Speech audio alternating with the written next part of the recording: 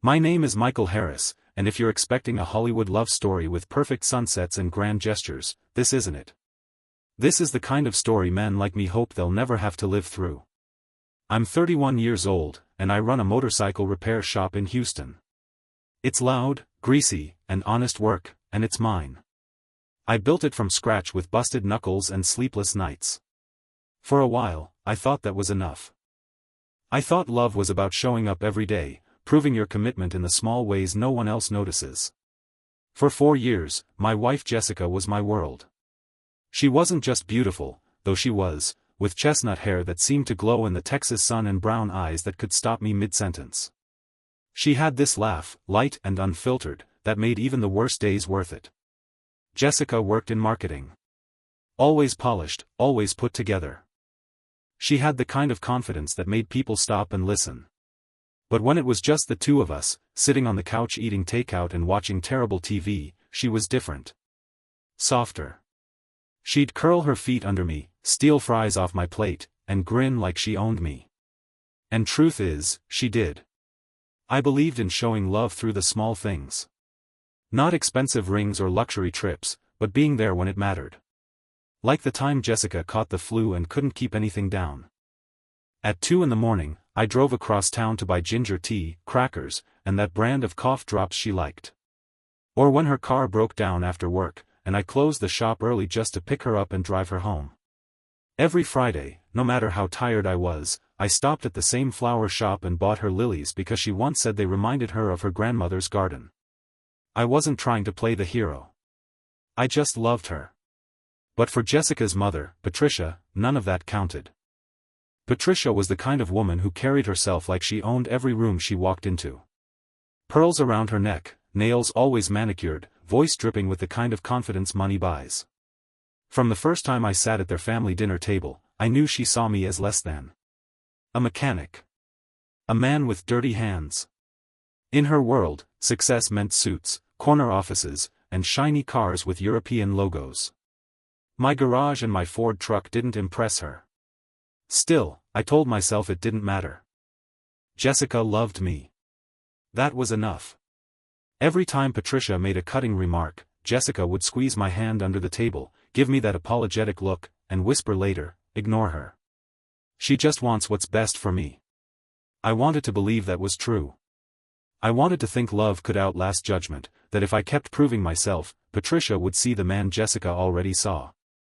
Looking back, I realize how blind I was. It started small, the way Patricia would bring up Ethan Walker's name like it was casual conversation. Ethan was a real estate developer, the kind of guy who wore tailored suits even to brunch. Tall, charming, with the kind of smile that looked practiced in the mirror. Patricia worshipped him like he was some prize. "Ethan just closed on another building downtown," she'd say, glancing at Jessica like she was planting seeds. Or, "Ethan speaks 3 languages, you know. Very cultured." At first, I laughed it off. Houston's a big city, and everyone brags about somebody. But the more I heard his name, the more it felt like Ethan had a permanent seat at that dinner table, even when he wasn't there. Jessica would roll her eyes later, say, "You know how Mom is." But she never told her to stop. Never once did she say, "Mom, respect my husband." Instead, she let the comments hang in the air, and I sat there swallowing the bitterness like a man convincing himself patience was strength. I used to believe real love could conquer anything. That if I kept showing up, kept proving my devotion, eventually the world, even Patricia, would bend. But love without respect isn't love at all. It's a glass shield, and every remark, every silence, every comparison to Ethan was another crack forming. I didn't see it then. I thought I was building a future brick by brick. But the truth was, the foundation was already breaking beneath my feet. And soon, those cracks would turn into an earthquake. Patricia never wasted an opportunity to remind me I wasn't good enough for her daughter. It was never direct, she was too polished for that. Instead, her words came wrapped in smiles and polite tones, like poison hidden in honey. At one dinner, she leaned across the table and said, "Michael, dear, you should really think about cleaning your hands better before meals. There's still grease under your nails. I just finished a 12-hour shift replacing an engine." The grease was proof of honest work. To me, it meant survival. To her, it meant I didn't belong. Jessica would squeeze my hand under the table, whisper afterward, "Don't take it personally. That's just Mom." But that was the problem. It wasn't just Mom. It was every dinner, every brunch, every holiday. Patricia's disdain hung in the air like smoke you couldn't escape. And then there was Ethan Walker. Patricia brought him into conversation so often, it felt like he was haunting me. "Ethan just bought a penthouse with a rooftop view of the skyline," she'd say casually, while Jessica stirred her coffee. Or, "Did you know Ethan's firm doubled their profits last quarter? Quite the businessman." Always with that look in her eyes, sharp and expectant, like she was measuring Jessica's life against a standard I could never reach. It didn't stop there. Soon, Ethan stopped being just a name at the dinner table. He started showing up. At first, it seemed like coincidence. Jessica and I would grab lunch at a cafe downtown, and suddenly Ethan would stroll by, flashing that perfect smile. Saturday mornings at the farmer's market, there he was again, shaking hands like a politician, stopping to chat with Jessica a little too long. Even at her work events, where he had no reason to be, he somehow dropped by. I tried to laugh it off. Houston is a big city, but sometimes circles overlap. Still, when the same man shows up 3 times in a week at places he shouldn't even know we'd be, coincidence starts looking like a script. And Patricia played her part perfectly, acting delighted every time Ethan appeared. "Oh, Ethan, what a surprise," she'd gush, as if she hadn't planned it. Meanwhile, I sat there, jaw clenched, wondering how long I could pretend not to see what was right in front of me. Our Sunday brunches used to be sacred. Jessica and I would pick a spot, sometimes a greasy diner, sometimes a trendy cafe, and it was our time, just us. But even that got hijacked. One weekend, Patricia invited herself. And of course, she brought Ethan. Suddenly, my quiet mornings turned into staged performances. Patricia would make sure Ethan sat across from Jessica, lining them up like actors in a play. Ethan talked about million-dollar deals and overseas investments, and Patricia hung on every word. Jessica would laugh at his stories, ask follow-up questions, her eyes shining in a way that twisted my gut. I'd sit there stirring my coffee, wondering when brunch stopped being ours and became their audition. At first, Jessica brushed it off when I brought it up. "You're imagining things," she said softly, with that smile she used when she wanted to calm me down. But then came the moment I couldn't ignore. One night, as we watched TV, Jessica turned to me and asked, "Michael, have you ever thought about diversifying your income streams?" It wasn't her voice. Not really. Those weren't her words. They were Ethan's. I'd heard him say the same thing at brunch, like he was giving a lecture. And now Jessica was repeating it to me as if it were her idea. Soon, it kept happening. She'd talk about long-term growth, 5-year plans, real estate portfolios, all things Ethan had bragged about. She was echoing him, bit by bit. I wanted to shake her, to make her see it. This wasn't just casual influence. It was infiltration. But instead, I forced a tight smile and said, "I'm focused on keeping the shop running strong." Inside, though, I felt it, the ground shifting beneath us. It wasn't jealousy that ate at me. It was the realization that I was losing her, not to love, but to persuasion. To someone else's voice worming its way into her mind. And the worst part? Patricia was cheering it on. I told myself I was imagining things. That Jessica loved me, that our foundation was strong. But deep down, I knew. The cracks were spreading, and if I didn't face it, soon the whole damn thing would collapse. And collapse it did, faster than I ever could have imagined. The first real fight between Jessica and me didn't start with shouting. It started with silence. We were driving home after another family dinner at her parents' house. Patricia had spent the entire evening dropping Ethan's name into every conversation like salt in a wound. Ethan had just bought a new property in Austin. Ethan was considering a trip to Europe. Ethan's firm had landed some big account. Every word was a reminder that, in her eyes, I was nothing compared to him. Jessica sat beside me in the passenger seat, her arms folded, staring out the window. I gripped the steering wheel tighter, the Texas night stretching ahead of us in silence. Finally, I said, do you realize your mom spent more time talking about Ethan tonight than she did about you? Jessica sighed, rubbing her temples. Michael, please. Don't start. Don't start. Jess, I sat there for 2 hours listening to her practically advertise him like he's some prize at an auction. And you just let her. You didn't say one word to defend me. Her eyes snapped to mine, sharp and tired. What do you want me to do, Michael? Fight her at the dinner table? She's my mom. That's just how she is. That's not how she is. That's how she chooses to be.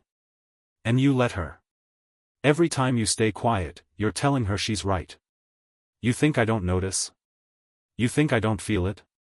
My voice cracked, anger boiling through the cracks of patience I'd been clinging to for years. Jessica's face hardened. You're being paranoid. Mom likes Ethan, sure, but that doesn't mean anything. You're making it into something it's not. I slammed my hand against the steering wheel, the sound jolting both of us.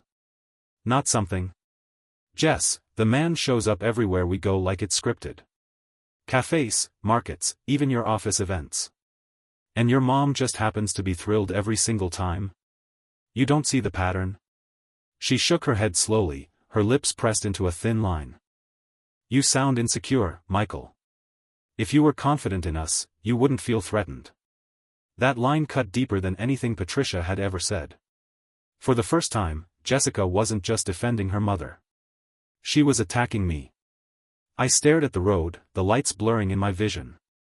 Insecure? I whispered. That's what you think this is? I've given you everything, Jess. Every ounce of myself. I've worked my hands raw to build a life for us. And you think I'm threatened by some rich guy in a suit? She didn't answer. The silence was worse than any words she could have said. The next few days were cold. Jessica pulled back, answering questions with one-word replies, spending more time at her office than at home. When she was there, she buried herself in her phone. If I asked what she was doing, she'd smile thinly and say, work emails. But her fingers typed too fast, her eyes too guarded. One night, I walked into the kitchen and saw her quickly flip her phone over on the counter. I froze, staring at her. She forced a laugh. It's nothing, Michael. Don't look at me like that. But I couldn't stop. Every small gesture, the late nights, the turned-over phone, the distracted smile, stacked up like bricks on my chest. I couldn't breathe under the weight of them. And then came the night I couldn't hold it in anymore. We were sitting on the couch, the TV droning in the background, when I finally said it. Jessica, your mom is trying to set you up with Ethan. This isn't about friendship. It's a plan. And you're letting it happen. She froze, her eyes narrowing. You're imagining things. No, I'm not. I've seen it. The way she lights up when his name comes up. The way he just happens to be everywhere we go. The way you repeat his words like they're your own. You don't even sound like yourself anymore, Jess. You sound like him. Her jaw clenched, her voice rising. Enough, Michael. Do you hear yourself? You're obsessed. You're turning into a jealous, controlling husband, and it's pathetic. The word pathetic hung in the air like smoke. I felt it burn all the way down to my bones. I didn't yell back. I didn't throw anything or storm out. I just sat there, staring at the woman I thought I knew, realizing she wasn't on my side anymore. For the first time since we met, I wondered if she ever truly had been. The invitation had been sitting on our counter for weeks, a heavy white envelope with gold lettering that practically screamed status. Houston Children's Foundation Annual Gala. Patricia had been talking about it non-stop, calling it the event of the season. For her, it wasn't about charity. It was about being seen in the right room, under the right chandelier, shaking the right hands. Jessica was excited too. It's a big deal, Michael, she said one night, holding the invitation like it was a golden ticket. Mom wants us there. Everyone important will be there. Everyone important. The words stung, though she didn't mean them that way. I wasn't part of that world, and we both knew it. My tuxedo was rented, my boots polished but still workman's boots, no matter how hard I tried to make them shine. Patricia, of course, already had Ethan lined up to attend. I heard her on the phone one evening while I fixed the leaky faucet in Jessica's apartment. "Oh yes, Ethan, we'll save you a seat at our table. Jessica will be thrilled to see you." She didn't even bother lowering her voice. But life has a way of shoving priorities in your face. 2 days before the gala, I got a call from my brother, David. His voice shook like I'd never heard before. He was in trouble, deep gambling debts with the kind of people who don't send polite reminders. They send broken bones. He begged me for help. I couldn't ignore him. Family comes first. Always. On the night of the gala, instead of tying a bow tie, I was driving David to the airport, shoving cash into his hands, making sure he got on a one-way flight out of Texas before the wrong men found him. I called Jessica to tell her I couldn't make it. She didn't yell, didn't argue, but her disappointment was sharp enough to cut through the phone. "So you're just not coming," she said quietly. "Jess, it's David. If I don't help him now, he could end up in the hospital or worse. I can't let that happen." Silence. Then a clipped, "Fine. I'll go with my parents. But you owe me for this." Those words, "you owe me," echoed in my head all night as I sat in the terminal, watching my brother board a plane that might save his life. Jessica, meanwhile, was stepping into a ballroom dripping with crystal chandeliers and champagne glasses. She sent me pictures later, her in a black dress that clung to her like smoke, her parents smiling at her sides, glasses raised in toasts. On the surface, it looked like she was having the time of her life. But when I zoomed in on her face, her eyes looked different, hollow, like she was performing for an audience. The last text came at 11:30 p.m. "Having fun. Miss you. See you tomorrow." 3 exclamation points. Jessica never used exclamation points. It felt forced, like she was covering something up. When she didn't call the next morning, my stomach knotted. By noon, I was checking my phone every few minutes. By evening, I was calling her straight to voicemail. When she finally answered the next day, her voice sounded weak, almost rehearsed. "Sorry I didn't call back. I think I got food poisoning at the gala. Must have been the shrimp." Food poisoning. At a 5-star event with catered chefs. I didn't buy it. But I didn't push. Instead, I asked if she wanted me to come over. "No," she said quickly. "I don't want you to catch it too. Rain check, okay? Rain check." Jessica had never once turned me away when she was sick. She used to beg me to come over when she had nothing worse than a hangover. But now she didn't want me near her. That week, she became a ghost of herself. Short phone calls. Rushed dinners in public places instead of cozy nights at her apartment. Excuses piled up like a bad poker hand, headaches, deadlines, just tired. Her phone never left her hand, and every time it buzzed, she'd flip it face down like it was a grenade.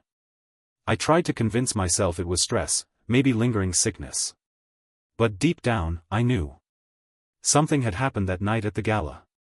Something she wasn't telling me. And though I didn't want to admit it, I already knew who was at the center of it. Ethan Walker. The man who'd been haunting our dinners, our brunches, our weekends. The man Patricia had been pushing into Jessica's life like a salesman with a product she just had to buy. I didn't know the details yet. I didn't have proof. But I felt it in my gut, a certainty that burned hotter with every day she pulled away from me. And I knew, sooner or later, the truth would come out. It was a Tuesday evening, the kind of day where the air feels heavy, like the world is holding its breath.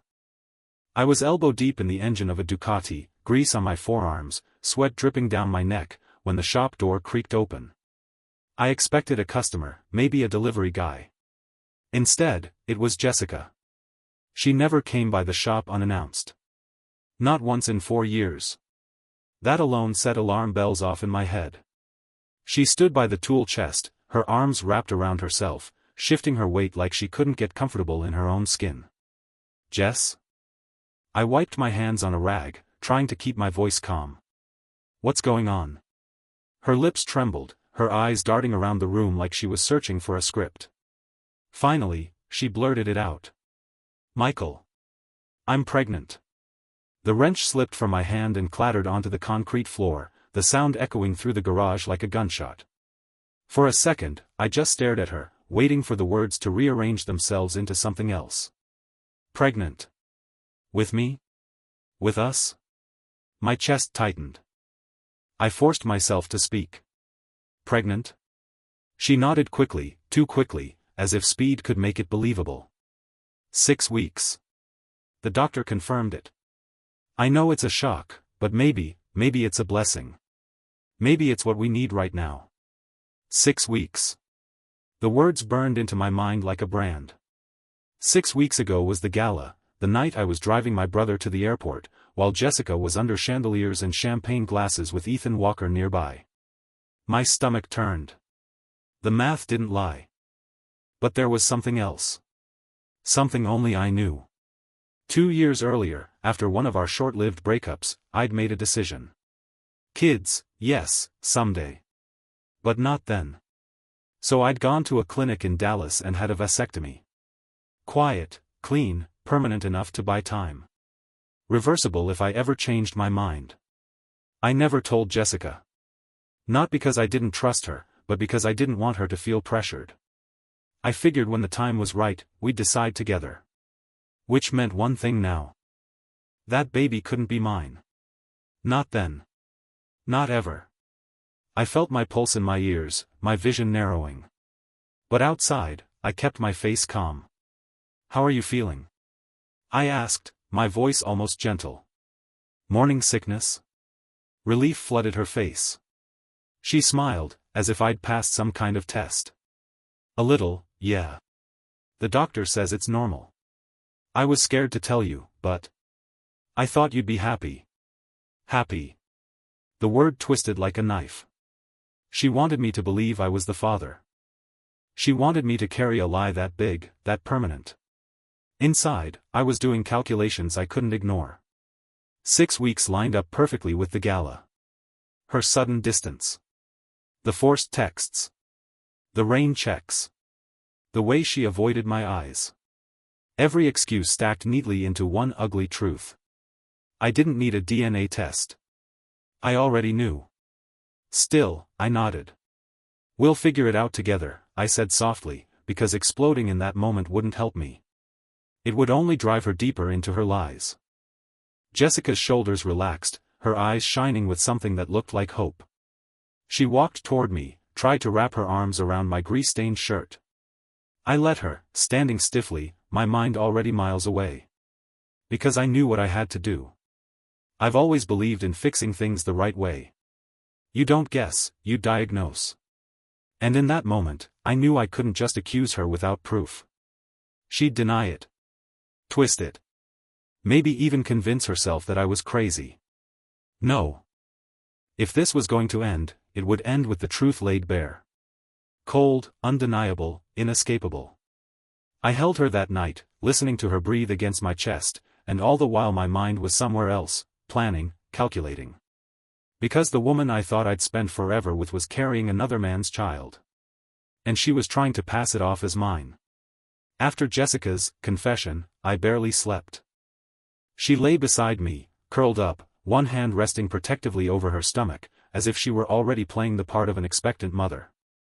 I stared at the ceiling, the sound of her breathing a steady rhythm that didn't match the storm inside my chest. 6 weeks. Gala night. Ethan. The puzzle pieces had locked into place the moment she said it, and no amount of denial could pry them apart. Still, I knew instinct wasn't enough.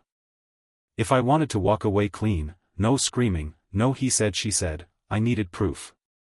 Cold, hard proof. The next few days, I became someone else. I still went to the shop, still greeted customers with the same firm handshake, still wore the same oil-stained work shirts. But beneath the surface, every sense was sharpened, tuned to catch even the smallest detail Jessica tried to hide. She was careful. Too careful. Her phone never left her side. When it buzzed, she'd angle the screen away from me, her fingers flying across the keyboard as if she could erase guilt with speed. At dinner, she smiled too wide. In bed, she rolled over too quickly, turning her back to me with the excuse of being tired. I watched it all. I waited. And then it happened. One night, Jessica came over after work, dropped her purse on the counter, and disappeared into the bathroom to shower. Her phone was still in her bag, charging on the nightstand. The screen lit up with a notification, iCloud voicemail sync. My chest tightened. My hands shook, but not from nerves, from the weight of what I already knew. I tapped the screen.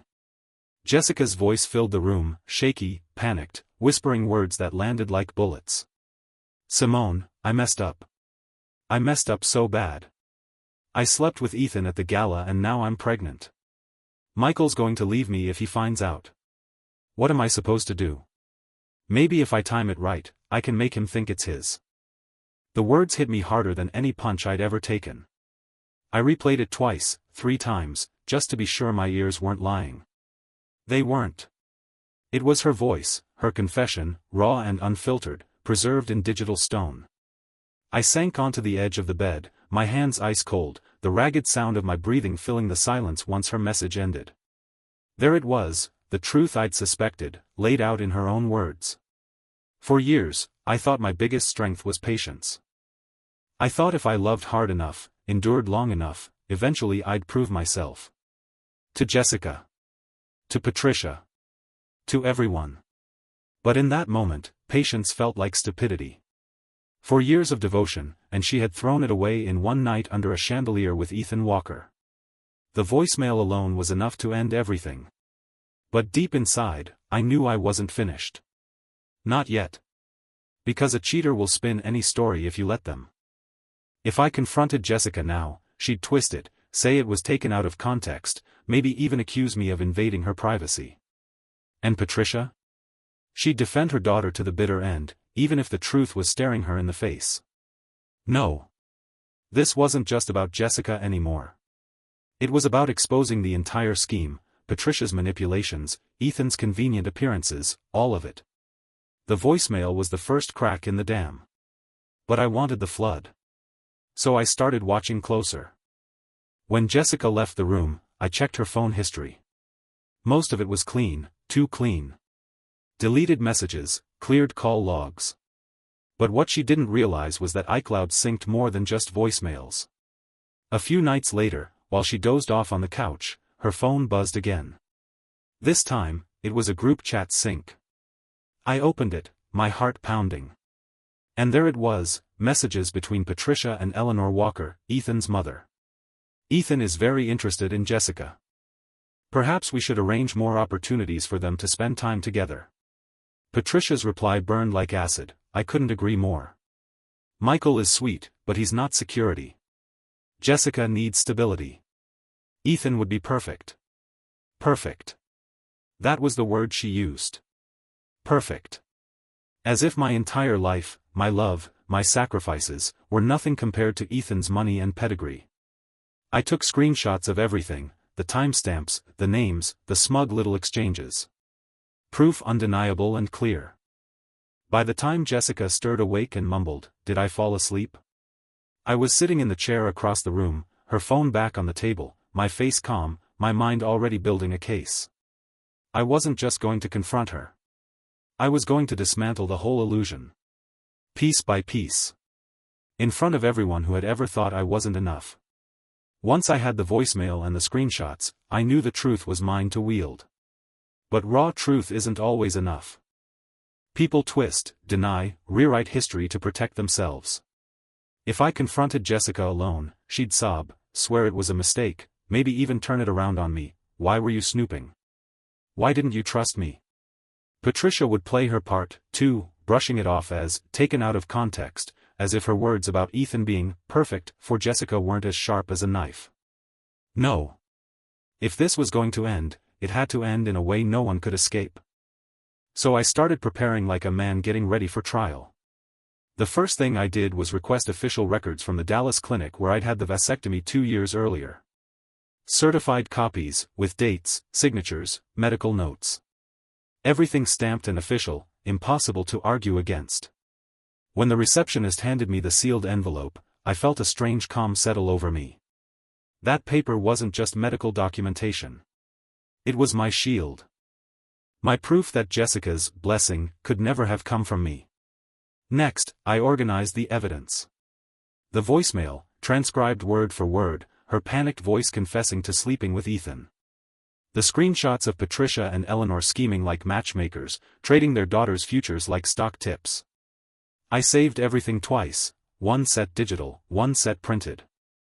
I bought a simple black folder and tucked the papers inside, neat and precise. Like evidence in a courtroom. And that's how I started seeing it, not as a fight, not as revenge, but as a trial. Patricia had always turned family dinners into interrogations, her judgment heavy under chandeliers and polished silverware. Fine. If she liked theatrics, I'd give her a performance. But it wouldn't be the one she scripted. I called Harold Brown, Jessica's father. Unlike Patricia, Harold was a quiet man. Hardworking, kind in a way that felt genuine.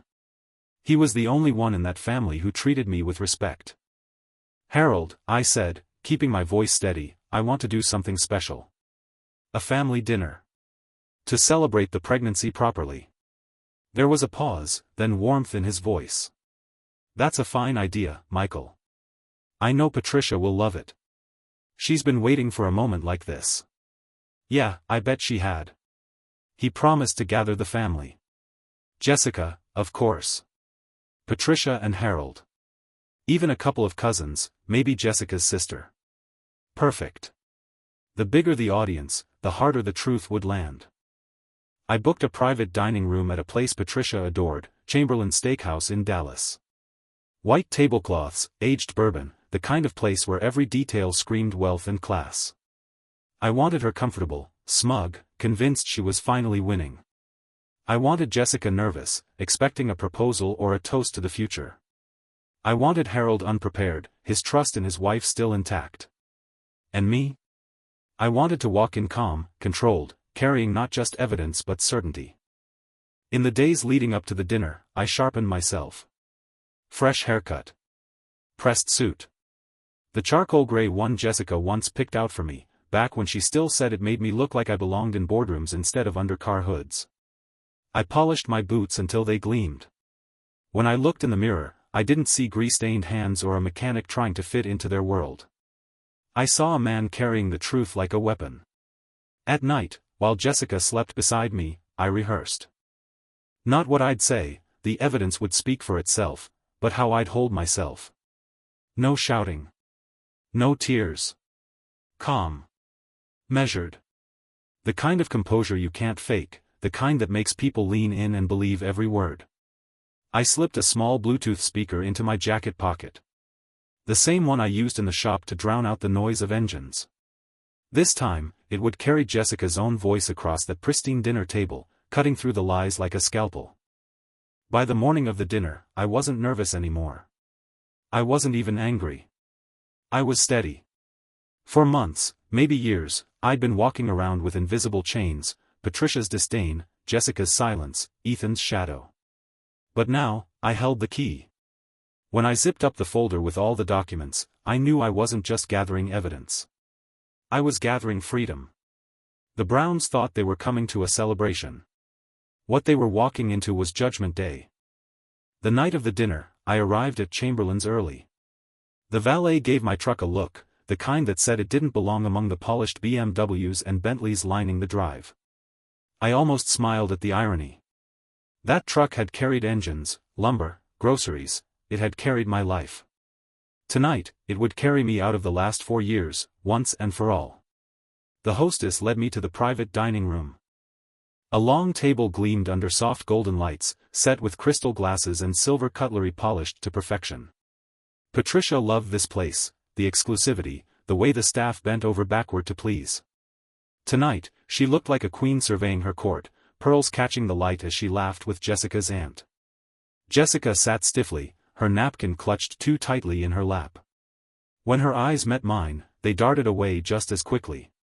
Harold greeted me with his usual warm handshake. "Michael," he said, smiling, "good to see you, son." "Good to see you too," I replied, steady as stone. The first half hour felt almost normal.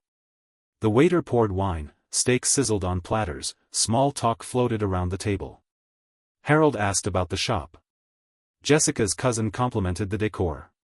For a moment, it almost felt like family. And then Patricia struck. "You know," she said, swirling her glass of red wine, "Ethan just closed on another property downtown. Prime location. Such a brilliant investment. He really has an eye for opportunity." The table stilled. Jessica's cheeks flushed, her eyes dropping to her plate. Patricia's smile widened, confident, smug, like she had just dropped the winning card in a game she thought I didn't even know I was playing. Perfect. I reached into my jacket and pulled out a small black Bluetooth speaker. I set it down in the middle of the table between the bread basket and Harold's bourbon. The chatter faltered. Jessica's fork froze midair. Harold frowned. Patricia tilted her head, her voice dripping with false sweetness. "What's this, Michael?" I smiled politely. "Thought we could use a little ambience. Music to set the mood." She chuckled, smug. "How thoughtful." I paired my phone. A soft chime confirmed the connection. My pulse was steady. My breathing even. This wasn't nerves. This was clarity. "I made a playlist," I said evenly. "Songs that capture exactly how I've been feeling lately." And with one tap, Jessica's own voice filled the room. "Simone, I messed up. I messed up so bad. I slept with Ethan at the gala and now I'm pregnant. Michael's going to leave me if he finds out. What am I supposed to do?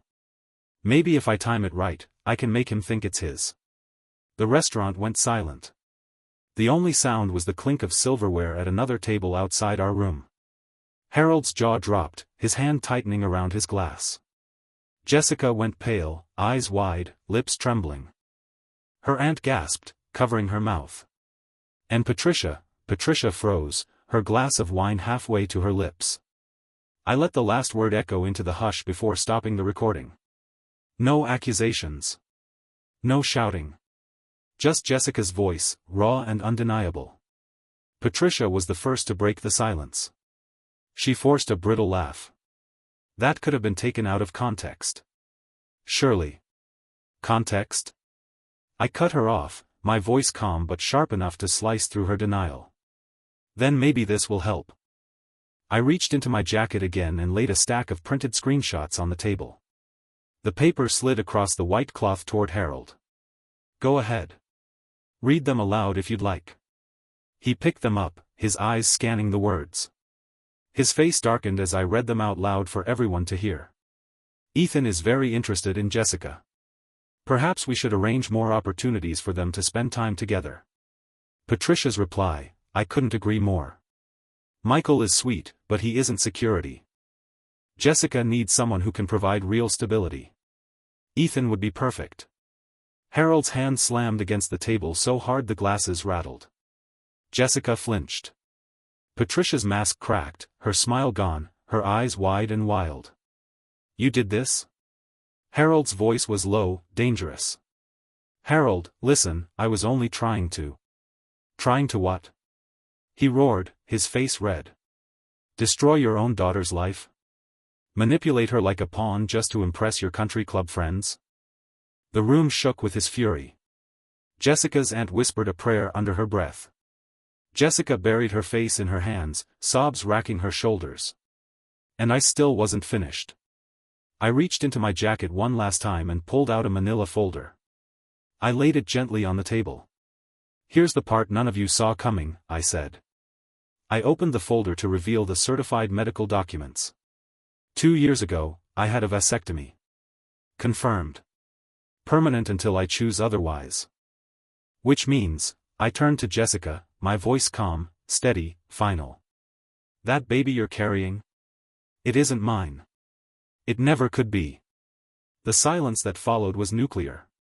Harold stared at Jessica like she was a stranger. Patricia sputtered, searching for words that wouldn't come. Jessica sobbed harder, her mascara streaking down her cheeks. I slipped $200 bills from my wallet, laid them neatly beside my plate. "For dinner," I said softly. "Mine and hers. She'll need it more than me." Then I pushed my chair back, the scrape of wood against tile echoing like a gunshot. I looked at Jessica one last time, then at Patricia. "Congratulations," I said, calm as stone. "You wanted money over love. Too bad Ethan doesn't buy damaged goods." And with that, I walked out into the Dallas night, leaving 4 years of my life behind me like ashes. I hadn't even made it home when my phone buzzed. Harold's name lit up the screen. For a moment, I considered ignoring it, letting the Browns drown in the wreckage of their own lies. But something told me I needed to answer. His voice was rough, worn down by decades of holding his family together. "Michael. I owe you an apology. Hell, I owe you 100. I should have stopped this months ago. I should have stood up to Patricia before she poisoned everything." In the background, I could hear shouting, Jessica crying, Patricia's shrill voice cutting through like broken glass, doors slamming. Their perfect facade had cracked wide open, and now the chaos poured out. Then Harold said the words I never expected. "I filed for divorce this morning. 42 years of marriage, and she threw it away chasing status and money. I can't look at her anymore." I sat in my truck in silence, staring at the empty road. Patricia had spent years judging me, tearing me down, insisting I wasn't good enough for her daughter. And now, in the span of one dinner, her entire empire had collapsed. The fallout came fast. If there was ever any doubt about Ethan Walker's character, it vanished as soon as the truth hit the table. The golden boy of Houston real estate disappeared overnight. No calls, no visits, no promises. The man Patricia had paraded like a trophy ghosted Jessica the second things got messy. Rumor had it his mother, Eleanor, had put her foot down. A scandal was bad enough, but a pregnancy that didn't fit the Walker brand? Unacceptable. Ethan did what men like him always do, cut ties and ran. Jessica was left holding nothing but a broken reputation and a pregnancy that was never supposed to be mine. She quit her job at the marketing firm, too drained and too distracted to keep up appearances. Bills piled up. The apartment she once bragged about slipped out of reach. And with nowhere else to go, she moved back into Patricia's house, a house that no longer carried the glow of high society approval.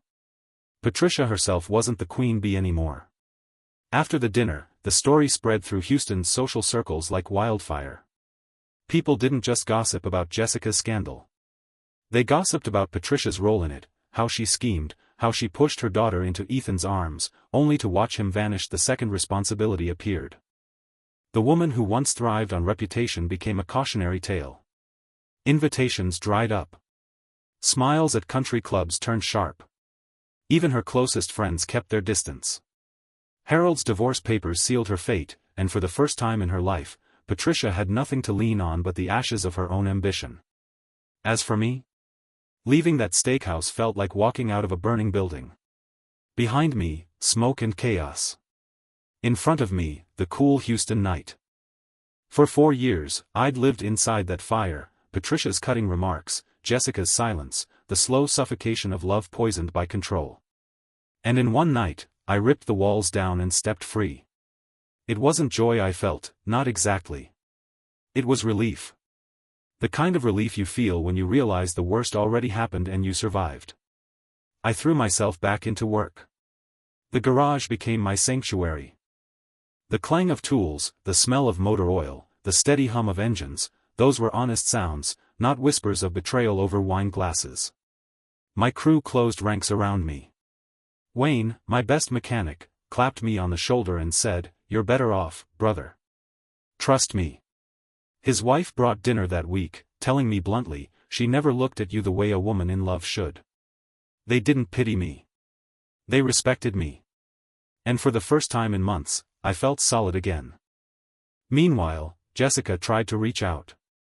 Texts at first, "Please, can we talk?" Then calls. Eventually, she showed up at the shop one gray afternoon, 6 months pregnant, her hair messy, eyes red. She stood in the doorway in one of my old hoodies, looking like a ghost of the woman I once loved. "Michael, please," she whispered, her voice cracked. "I made a mistake. I still love you. We can fix this. Raise the baby together." I wiped the grease off my hands, looked her straight in the eye, and said the words I'd been carrying for months. "No, Jess. You loved me when it was easy. But the moment it got hard, you chose someone else. That's not love. Not the kind I believe in. Her lip trembled. She reached out, but I stepped back. I'm done carrying this, I said softly. Goodbye, Jessica. I turned away, the sound of the shop door closing behind me sealing it once and for all. After Jessica left my shop that day, I stood for a long time staring at the door she'd walked through. 4 years of my life had closed behind it. Part of me expected to feel grief, some overwhelming sadness that I'd lost the woman I once thought was my forever. But instead, I felt something else. Peace. The kind of peace that comes only after surviving a storm. Work kept me grounded. The steady rhythm of my shop, the smell of oil, the clang of tools, those things reminded me that not everything in life was fragile. Engines don't lie to you. They break, they stall, they grind. But when you diagnose the problem and fix it, they roar back to life. People aren't that simple. But in my shop, I found a kind of honesty I hadn't felt in years. And then there was Sarah Lawson. She'd been bringing her beat-up Honda Civic to me for years. Sarah was a veterinarian, always in scrubs smudged with fur, her hair tied back, her hands smelling faintly of antiseptic and dogs.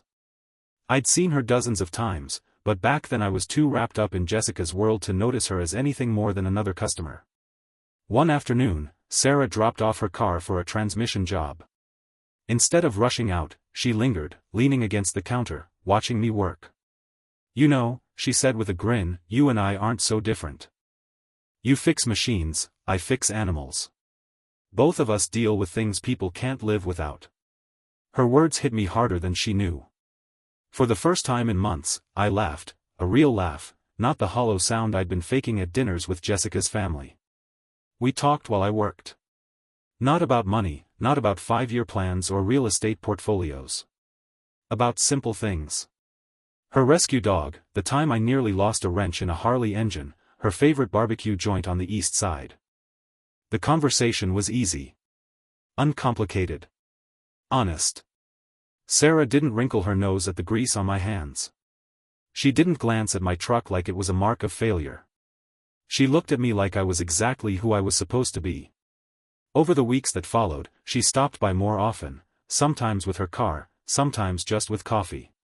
One evening, she handed me a cup and said, "Figured you've been at it all day. You look like you could use a break." It wasn't a grand gesture. It wasn't fireworks or chandeliers. It was real. And it was enough. We started seeing each other outside the shop. Dinners at hole-in-the-wall places, long walks with her dog, quiet nights where the only sound was laughter. With Sarah, I never felt like I was performing. I didn't have to prove myself. I just had to show up, and so did she. And that's when I finally understood. Jessica had taught me what love isn't. Love isn't conditional. It doesn't vanish when the spotlight fades or when someone richer walks into the room. Love isn't silence at the dinner table when you're being torn apart. Love isn't trying to mold your partner into someone they'll never be. Sarah showed me what love truly is. It's presence. It's honesty. It's two people bringing each other coffee, fixing each other's problems in small, everyday ways. It's choosing each other, over and over, without needing to be convinced. Months later, I heard through the grapevine that Patricia rarely showed her face at the country club anymore. Jessica was still living with her, raising a baby Ethan wanted nothing to do with. The woman who once had everything, money, reputation, status, had been left with nothing but whispers behind her back. And me? I was free. One night, Sarah and I sat on the hood of my truck, watching the Texas sky stretch endlessly above us. She leaned her head on my shoulder and whispered, "You know, you deserve this. Real love. The kind that doesn't need to be earned. Just lived." For the first time in years, I believed it. Because sometimes the best revenge isn't payback. It isn't shouting or proving a point. The best revenge is living well. And with Sarah by my side, I finally was.